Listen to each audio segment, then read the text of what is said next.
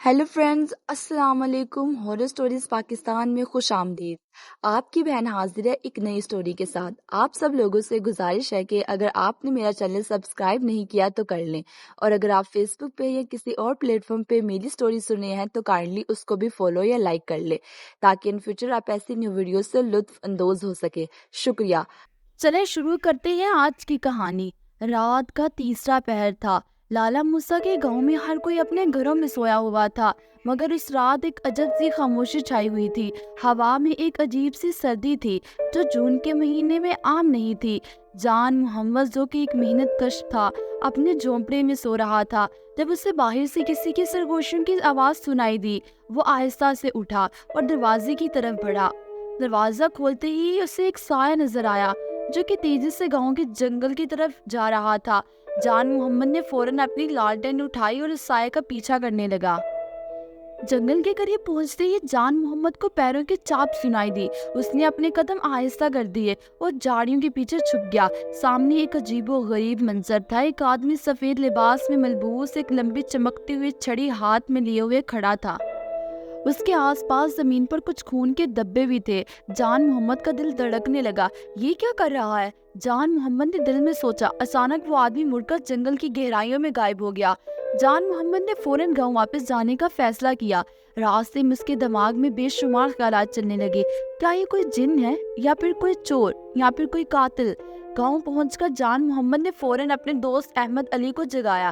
احمد علی، جو کہ گاؤں کا سب سے عقل مند آدمی مانا جاتا تھا، نے ساری بات سنی اور کہا، یہ بہت خطرناک ہے، ہمیں فوری طور پر گاؤں کے بزرگوں کو بتانا چاہیے۔ صبح ہوتے ہی گاؤں کے بزرگوں کو سب کچھ بتایا گیا۔ بزرگوں نے فیصلہ کیا کہ اس معاملے کو چھپایا نہیں جائے گا اور سب لوگوں کو خبردار کیا جائے گا۔ گاؤں میں خوف و ہراس پھیل گیا۔ 2 دن بعد ایک اور واردات ہوئی۔ اس بار ایک نوجوان لڑکی رات کے وقت غائب ہو گئی۔ اس کے والدین نے پورے گاؤں میں تلاش کی، مگر وہ کہیں نہیں ملی۔ لوگوں نے جنگل کی طرف رخ کیا تو وہاں ایک درخت کے نیچے لڑکی کی لاش پڑی تھی۔ اس کے جسم پر تیز دھار ہتھیار کے نشان تھے۔ گاؤں والوں کا صبر کا پیمانہ لبریز ہو گیا۔ یہ سلسلہ ایسے نہیں چل سکتا، ہمیں کچھ کرنا ہوگا، ایک گاؤں والے نے زور سے کہا۔ بزرگوں نے فیصلہ کیا کہ شہر سے پولیس بلائی جائے گی، مگر شہر کا پولیس اسٹیشن یہاں سے کئی میل دور تھا اور وہاں پہنچنا آسان نہیں تھا۔ اس وقت ایک نوجوان لڑکا فہیم نے اپنے خدمات پیش۔ فہیم نے کہا، میں اپنے گھوڑے پر سوار ہو کر جاؤں گا اور پولیس کو اطلاع دوں گا۔ فہیم نے فوراً سفر شروع کیا۔ رات کے وقت سفر کرنا خطرناک تھا، مگر فہیم نے ہمت نہیں ہاری۔ کئی گھنٹوں کے بعد وہ شہر پہنچا اور پولیس کو سب کچھ بتایا۔ پولیس فوراً حرکت میں آئی اور چند گھنٹوں کے اندر اندر گاؤں پہنچ گئی۔ پولیس آفیسر نے گاؤں والوں سے کہا، ہمیں یہاں کچھ دن رہ کر تحقیقات کرنی ہوگی۔ اگلی رات پولیس نے جنگل کے قریب پہرا دیا۔ رات کی تاریکی میں ہر طرف سنسنی خیز خاموشی تھی۔ اچانک ایک آہٹ سنائی دی۔ پولیس آفیسر چوکنا ہو گئے۔ ایک سایہ جنگل کی طرف بڑھ رہا تھا۔ پولیس نے خاموشی سے اس کا پیچھا کیا۔ جب وہ سایہ روشنی میں آیا تو پولیس نے اسے گھیر لیا۔ یہ وہی آدمی تھا جو جان محمد نے دیکھا تھا۔ اس کے ہاتھ میں وہی چمکتی ہوئی چھری تھی۔ پولیس نے اسے فوراً گرفتار کیا۔ پولیس کی تحقیقات میں معلوم ہوا کہ یہ آدمی، جو کہ اپنے آپ کو سفید قاتل کہلاتا تھا، ایک ذہنی مریض تھا۔ وہ اپنی بیماری کے سبب انسانوں کو نقصان پہنچاتا تھا۔ پولیس نے اسے شہر کے پاگل خانے میں بھیج دیا۔ گاؤں والے سکھ کا سانس لینے لگے۔ سفید قاتل کی گرفتاری کے بعد گاؤں میں دوبارہ امن و امان بحال ہو گیا۔ جان محمد، احمد علی اور فہیم کی بہادری کی کہانیاں گاؤں کے بچوں کو سنائی جانے لگی۔ مگر گاؤں کے بزرگ کبھی کبھی کہتے ہیں، ہمیں ہمیشہ ہوشیار رہنا چاہیے، خدا نہ کرے کہ پھر کبھی کوئی سفید قاتل ہمارے گاؤں میں آئے۔